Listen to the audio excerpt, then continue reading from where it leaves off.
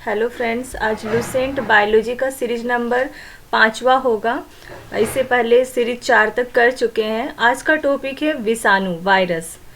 तो जो एक साइंटिस्ट है इवानोवस्की, उन्होंने 1892 ईस्वी में तंबाकू की पत्ती में एक बीमारी जिसका नाम मोजेक डिजीज़, मोजेक रोग है, उसका कारण पता कर रहे थे कि क्यों तंबाकू की पत्ती में ये बीमारी होती है। तो इसका पता करते समय ही उन्होंने एक वायरस को देखा, जिस वायरस का नाम TMV था, यानी कि टोबैको मोजेक वायरस। तो उस वायरस को उन्होंने देखा, तो इससे उन्हें पता चला कि वायरस कुछ होता है जिसकी वजह से बीमारियां होती है। तो इस तरह से इवानोवस्की पहला साइंटिस्ट थे जो कि वनस्पति साइंटिस्ट हैं, यानी बोटनी साइंटिस्ट थे। उन्होंने 1892 ईस्वी में वायरस की खोज की। तो एग्ज़ाम के पर्पज़ से ये इम्पॉर्टेंट पॉइंट है कि वायरस की खोज किसने किया या विषाणु की खोज किसने किया सबसे पहले। तो इवानोवस्की ने किया, 1892 ईस्वी में किया। उसके बाद दो साइंटिस्ट आए, लुई पास्चर और बिजरिंग। इन्होंने वायरस को, विषाणु को विषाणु ना बोलकर उसे कहा जीवित तरल संक्रामक। फिर एक बीमारी आया एड्स, और एड्स के जो विषाणु है उसका नाम 1986 ईस्वी में HIV रखा। उस वायरस का नाम HIV और एड्स दोनों का फुल फॉर्म एग्जाम के पर्पस से इम्पॉर्टेंट है। तो एड्स का होता है A फॉर एक्वायर्ड होता है, I फॉर इम्यून होता है, D for deficiency, S for syndrome. और HIV जो वायरस है उसमें H का होता है ह्यूमन, इम्यूनो डिफिशियंसी, और V फॉर वायरस। इस तरह से। और HIV का हिंदी में नाम क्या है? मानव प्रतिरक्षा अपूर्णता वायरस। जो ये वायरस है, ये विषाणु है, वो कैसे होते हैं? ये बहुत ही छोटे होते हैं और न्यूक्लिक प्रोटीन का एक टुकड़ा होता है। न्यूक्लिक प्रोटीन तो DNA, RNA यही सब होता है, न्यूक्लियो प्रोटीन। तो उसी का एक कण होता है जो कि बहुत ही छोटा होता है और परजीवी होता है, यानी दूसरों पे डिपेंड करता है अपने पोषण के लिए और अपनी संख्या बढ़ाने के लिए भी। और ये इनमें कोई कोशिका से नहीं बनी होती है। ये वायरस, ये विषाणु जो है वो कोशिकीय नहीं होते हैं, यानी अकोशिकीय है, नॉन सेलुलर है।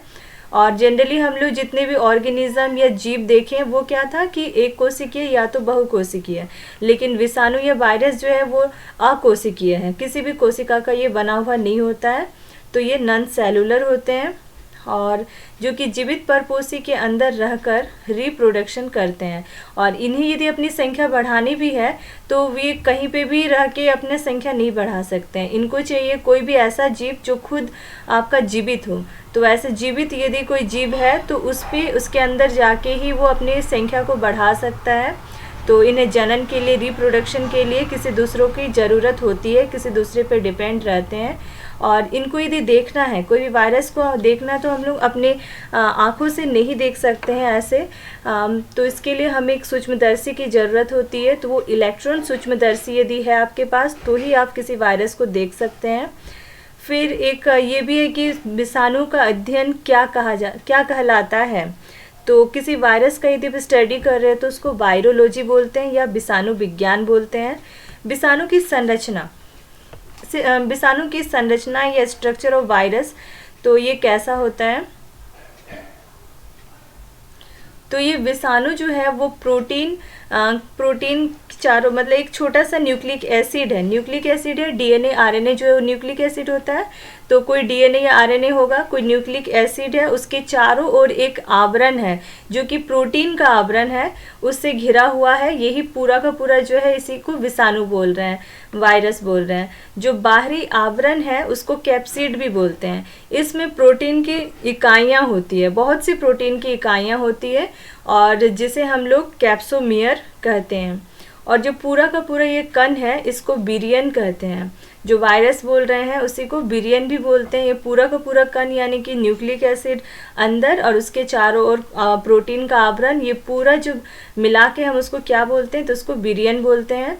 फिर वायरस, ये विषाणु के प्रकार परपोषी प्रकृति के अनुसार, यानी दूसरों पे ये डिपेंड होकर अपना भोजन या फिर अपनी जनसंख्या जो बढ़ा रहे हैं पोषण, न्यूट्रिशन के लिए, तो ये परपोषित होने के लिए दूसरों पे डिपेंड है। उसके अनुसार देखा जाए तो विषाणु जो है वो 3 प्रकार के होते हैं। पहला है पादप विषाणु, प्लांट वायरस, यानी कि जो प्लांटों में पाया जाता है जो वायरस, मतलब प्लांटों में जो वायरस जाते हैं और अपनी संख्या को बढ़ाते हैं या कोई बीमारी उत्पन्न करना, तो वो बीमारी होता है उस प्लांट में, तो ये सब जो वायरस होंगे वो प्लांट वायरस में आता है।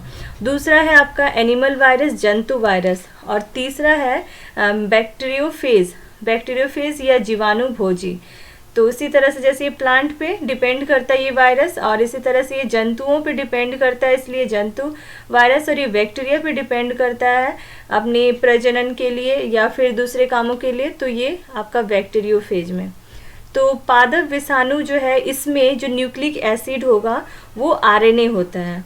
इसका एग्जाम्पल है टीएमबी, जो अभी भी हम लोग टबैको मोज़ेक वायरस पढ़े, जो तंबाकू की पत्ती में पाया जाता है मोज़ेक रोग, तो उसमें जो वायरस है वो टीएमबी वायरस ही होता है। तो ये एग्जाम्पल है प्लांट वायरस का। दूसरा है जंतु विषाणु, एनिमल वायरस। इनमें जो न्यूक्लिक एसिड होता है वो सामान्यतः जनरली जो होता है वो डीएनए होता है, लेकिन कभी कभार जो है वो आरएनए भी होता है इसमें न्यूक्लिक एसिड। इसका एग्जाम्पल है इन्फ्लुएंजा वायरस और मम्पस वायरस आदि, ऐसे बहुत सारे होंगे। फिर तीसरा है बैक्टीरियोफेज या जीवाणु भोजी। ये केवल बैक्टीरिया या जीवाणु के ऊपर ही आश्रित होते हैं, तो ये अपनी जनसंख्या बढ़ाने, प्रजनन के लिए या दूसरे कामों के लिए, बीमारी उत्पन्न करने के लिए बैक्टीरिया को चुनते हैं। और इनमें जो न्यूक्लिक एसिड होता है वो डीएनए, न्यूक्लिक एसिड में डीएनए पाया जाता है। बैक्टीरियोफेज में इसमें जो न्यूक्लिक एसिड है उसमें डीएनए पाया जाता है। पहला था पादप विषाणु, जिसमें कि डीएनए नहीं पाता, उसमें आरएनए पाया जाता था। जो जंतु विषाणु था उसमें डीएनए था जनरली, लेकिन कभी कभार आरएनए भी पाया जाता था, लेकिन बैक्टीरियोफेज में डीएनए पाया जाता है। और इसका जो एग्जाम्पल है वो है T2 फेज। फिर नेक्स्ट है विषाणु के निर्जीव होने के क्या क्या लक्षण है। यदि कोई विषाणु निर्जीव है तो उसका लक्षण है कि उसके ये कोसा रूप में नहीं होते हैं, कोसा के आकार में या रूप में ये नहीं होते हैं। कोष जो जैसे कि सेल का एक कोष दो कोष वैसे हो रहा था, बन रहा था, तो उस रूप में ये नहीं होते हैं, मतलब वो निर्जीव है। और इनको क्रिस्टल बनाकर निर्जीव पदार्थ की भांति बोतल में रख कर भर कर कई वर्षों तक रखा जा सकता है। तो ये निर्जीव के यदि है निर्जीव अवस्था में तो इसको इस तरह से हम लोग वर्षों तक, कई वर्षों तक रख सकते हैं क्रिस्टल बना के। फिर दूसरा है कि विषाणु के सजीव होने के क्या लक्षण है। तो सजीव होने का लक्षण है कि इनका जो न्यूक्लिक एसिड है, डीएनए हो आरएनए हो, उसका द्विगुणन होता है। और दूसरा है कि ये किसी जीवित कोशिका में पहुंचते ही सक्रिय हो जाते हैं और एंजाइमों का संश्लेषण करने लगते हैं। जैसे ही कोई जीवित कोशिका या जीवित ऑर्गेनिज्म के अंदर विषाणु चला गया, वायरस चला गया, तो ये अब एक्टिव हो जाएगा, सक्रिय हो जाएगा, और जो भी उसके रिलेटेड बीमारी होगा वो उस जीव में होने लगेगा। फिर है विषाणु में प्रजनन, रिप्रोडक्शन इन वायरस। तो विषाणु जो है वो किस विधि के द्वारा प्रजनन करते हैं, तो ये मल्टीप्लिकेशन विधि के द्वारा, यानी गुणन की विधि है इनका, उससे ये अपना प्रजनन करते हैं। इनकी संख्या इस तरह से बढ़ती, मल्टीप्लिकेशन विधि में बढ़ती है। फिर पॉइंट आता है कि विषाणुओं से लाभ क्या है। वायरस से कुछ इम्पॉर्टेंट, वायरस इम्पॉर्टेंट इसलिए भी है क्योंकि इसके कुछ लाभ भी हैं। तो वे लाभ क्या है। पहला है कि कोई विषाणु है, विषाणु में सजीव और निर्जीव दोनों प्रकार के गुण पाए जाते हैं, जिसकी वजह से जैव विकास यानी इवोल्यूशन को हम यदि अध्ययन करेंगे, स्टडी करेंगे तो हम कर सकते हैं। तो विषाणुओं में दोनों गुण होने की वजह से इसका उपयोग करते हैं हम लोग जैव विकास या इवोल्यूशन के अध्ययन में। दूसरा इसका लाभ या इसका एडवांटेज ये है कि विषाणु की सहायता से जल को खराब होने से बचाया जाता है।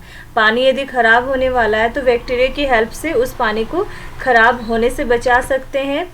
जो जीवाणु भोजी है, बैक्टीरियोफेज है, वो क्या करता है, जल को सड़ने से रोकता है। ये वायरस का एक टाइप था। तीसरा टाइप जो पढ़े थे जीवाणु भोजी, ये क्या करता है, जल को सड़ने नहीं देता है, जल को सड़ने से रोकता है। तीसरा क्या है, ये नीले हरे शैवालों की सफाई करने में सहायक होते हैं। तो नील हरी शैवाल जो है, नील हरे शैवाल, उसकी सफाई करने में भी वायरस जो है वो सहायता करता है। अब कुछ हानि भी है वायरस के, उसको देखते हैं। तो हानि निम्नलिखित है। पहला हानि है कि विषाणुओं से पौधों में अनेक प्रकार के रोग होते हैं। तो बीमारी होना तो ये तो उसका डिसएडवांटेज है, उसकी हानि है। जैसे कि तंबाकू की पत्ती को ही देख लो, उसमें मोजेक रोग होता है और वायरस कौन सा रहता है उसमें, टोबैको मोजेक वायरस TMV। उसी तरह से केले में भी एक वायरस रहता है, कहाँ पे, केले में बंकी टॉप ऑफ बनाना नामक पादप रोग। ये बीमारी का नाम, रोग का नाम है इसका, केले में बंकी टॉप ऑफ बनाना, बंकी टॉप ऑफ बनाना ये बीमारी है। और इस बीमारी का कारण कौन है, तो बेनाना वायरस प्रथम। बेनाना वायरस प्रथम ये एक वायरस है, इसकी वजह से केले में आपका बंकी टॉप ऑफ बनाना नामक बीमारी होता है। और ये जो बीमारी है इससे केले की फसल को बहुत ज़्यादा नुकसान पहुंचता है। और भारत में पहले ये बीमारी नहीं था, ये श्रीलंका से आया है। फिर आते हैं आलू की फसल में। तो आलू की फसल में भी आपको एक बीमारी मिलता है, मोजेक रोग होता है, जिसका वायरस है पोटैटो मोजेक वायरस। आलू की फसल में जो वायरस घुस जाता है वो है पोटैटो मोजेक वायरस, जिसकी वजह से मोजेक बीमारी होती है। और इसके फलस्वरूप क्या होता है कि जो आलू की पत्तियां होती है वो चितकबरापन आ जाता है, मोजेक प्रदर्शित करने लगती है। तो आलू की पत्तियां यदि चितकबरापन आ रहा है, इसका मतलब उसमें बीमारी हुआ है, आलू के फसल में भी मोजेक रोग हुआ है और पोटैटो मोजेक वायरस की वजह से हुआ है। फिर दूसरा हानि जो इम्पोर्टेंट, ये तो पौधों से रिलेटेड कुछ प्रॉब्लम्स थे, कुछ रोग थे। अब इंसानों में कुछ बीमारियां होती है, वो भी वायरस की वजह से होती है, उसको देखते हैं।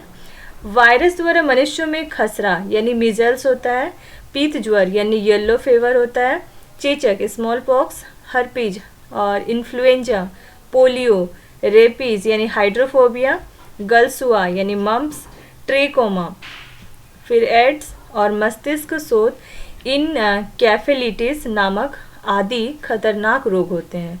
ये सब वायरस की वजह से होता है। एक एक करके उस थोड़ा सा डिटेल करते हैं। तो पहला जो है वो है खसरा रोग। ये बच्चों में होता है स्पेशली, और किस वायरस की वजह से होता है, तो पैरामिक्सो वायरस की वजह से होता है। इससे पूरा का पूरा शरीर हमारा प्रभावित होता है। फिर दूसरा रोग जो है वो पीत ज्वर है। पीत ज्वर किस वायरस की वजह से होता है, तो ये अरबो वायरस की वजह से होता है और ये मच्छरों के काटने के कारण होता है। तीसरा है चेचक। चेचक में आपका पूरा बॉडी दर्द करने लगता है, चेहरा और छाती पर दाना धब्बा पड़ जाता है, दाना या धब्बा हो जाता है, और इसमें बहुत ही ज़्यादा फीवर भी हो जाता है, तीव्र ज्वर भी हो जाता है। फिर आते हैं हर्पीज रोग पे। हर्पीज रोग जो है वो हर्पीज नामक वायरस की वजह से बच्चों में होता है। फिर आता है इन्फ्लुएंजा। ये इन्फ्लुएंजा जो है वो आपके श्वसन तंत्र, रेस्पिरेटरी सिस्टम का एक गंभीर रोग है, और इसके लिए उत्तरदायी वायरस है ऑर्थोमिक्सो। ऑर्थोमिक्सो वायरस की वजह से ही आपके श्वसन तंत्र का एक गंभीर रोग इन्फ्लुएंजा जो है वो होता है। फिर बच्चों में जो पोलियो का संक्रमण है वो आपका स्पाइनल कॉर्ड और अस्थि मज्जा, बोन मेरो में होता है। तो पोलियो जो है वो किस पार्ट को, आपके बॉडी के किस पार्ट को संक्रमित करता है, तो आपके स्पाइनल कॉर्ड को और बोन मेरो यानी अस्थि मज्जा को ग्रसित करता है, उसमें ये बीमारी होती है। फिर आते हैं रेबीज रोग। ये रेबीज रोग जो है और किस नाम से जाना जाता है रेबीज रोग, तो ये हाइड्रोफोबिया के नाम से भी जाना जाता है। और इस रोग के लिए जो उत्तरदायी वायरस है उसका संक्रमण मस्तिष्क में होता है। फिर आते हैं नेक्स्ट है गलसुआ, मम्प्स। ये एक ऐसा रोग है जो आपकी पूरी ज़िंदगी में, जीवन काल में केवल एक बार होता है, मम्प्स या गलसुआ। और यह रोग मनुष्य में लार ग्रंथि को प्रभावित करता है, जिससे कि आपकी ग्रंथि जो है, ग्रंथि फूल जाती है, ग्रंथियों में सूजन आ जाता है। फिर एक बीमारी है ट्रेकोमा, जो कि आँखों की बीमारी है। ये भी वायरस के द्वारा ही होती है, और इससे आपकी आँखों में सूजन हो जाएगा, आँखें जलने लगेगी। फिर आते हैं एड्स। एड्स जो कि अभी भी फुल फॉर्म हम बोले थे थोड़ी देर पहले। एड्स का full form acquired immuno deficiency syndrome, ये याद रखना है। ये रोग जो है किस वायरस की वजह से होता है, तो HIV वायरस की वजह से होता है। इस रोग के कारण यदि किसी इंसान को ये रोग हो जाए तो उसके शरीर की जो प्रतिरक्षा प्रणाली है वो नष्ट हो जाती है। रोगों से लड़ने की जो प्रतिरक्षा क्षमता है वो कम हो जाती है, नष्ट हो जाती है धीरे धीरे, जिसकी वजह से आपके शरीर में अनेक प्रकार की रोगों को आपके अनेक प्रकार के रोग होने लगेंगे। तो अनेक प्रकार के गंभीर रोगों की चपेट में आ जाएगी आपकी बॉडी। फिर आते हैं एड्स होने के कारण। तो इसके 5 कारण हैं। तो पहला कारण है कि यदि किसी इंसान को यदि यह संक्रमण है, किसी इंसान को एड्स है और यदि आप उससे ब्लड लेते हो, आपकी बॉडी में ब्लड की कमी है, तो इस तरह से यदि ब्लड ट्रांसफ्यूजन करते हो, रक्तदान करते हो, तो इससे भी आप भी संक्रमित हो जाओगे। दूसरा है असुरक्षित यौन संबंधों से। तीसरा है संक्रमित सुइयों के प्रयोग से, यानी कि कोई इंसान को यदि है ये बीमारी, एड्स है, एड्स से संक्रमित है और उन्हें कोई सुई दिया गया है और उस सेम सुई का यूज़ आप दूसरे जो किसी स्वस्थ इंसान के लिए भी यूज़ कर रहे वो सुई, तो भी वो इंसान भी संक्रमित हो सकता है। फिर चौथा है संक्रमित माता के गर्भ में पल रहे बच्चे को, यदि माता संक्रमित है तो जो बच्चा उनका आने वाला बेबी है वो भी संक्रमित हो सकता है। पांचवा है कि संक्रमित व्यक्ति के रेजर, टूथब्रश आदि से भी एड्स हो सकता है। तो इस तरह से यदि कोई संक्रमित व्यक्ति रेजर जो भी यूज़ कर रहा है, कोई स्वस्थ व्यक्ति यदि उसका रेजर यूज़ करेगा तो भी ये फैलेगा, और टूथब्रश यदि वो उसका यूज किया हुआ संक्रमित व्यक्ति का टूथब्रश यदि यूज़ करेगा तो भी ये हो जाता है। फिर इससे बचने के उपाय, तो इससे बचने का एक ही उपाय है कि इन सब चीज़ों पे ध्यान देना होगा। ये जो भी बोला गया है, जैसे कि किसी को है संक्रमित है तो उनका ब्लड नहीं लेना है, उनको जो भी सुई चढ़ाया गया है उस सुई को यूज़ नहीं करना है।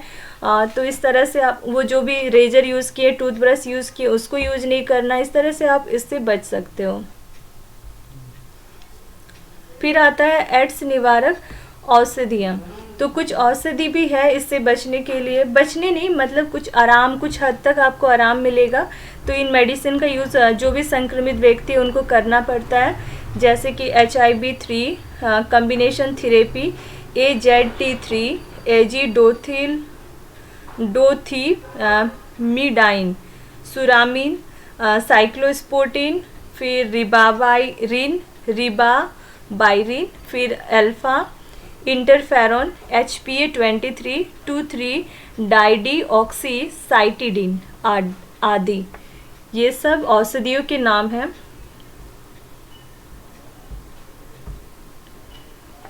चलिए आज इतना ही रखते हैं, नेक्स्ट क्लास मोनेरा जगत करेंगे।